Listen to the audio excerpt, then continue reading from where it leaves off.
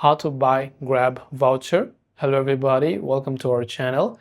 In this video, I'm going to guide you on how you can buy voucher on Grab. So without any further ado or delay, let's get started with today's video.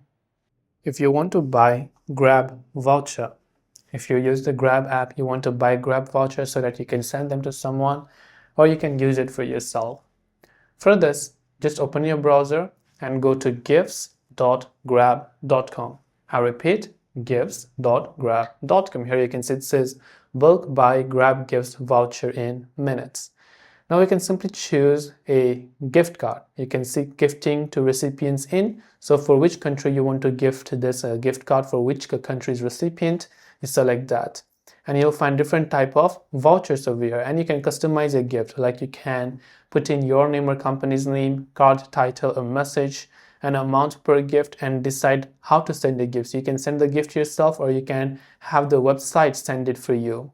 You can choose a number of gifts. You can add a couple of billing details. Here you'll find your order summary, and you can log in to buy. So you also have to make sure that you log into your Grab Gifts account or your Grab account here, and once done you'll be able to confirm the purchase.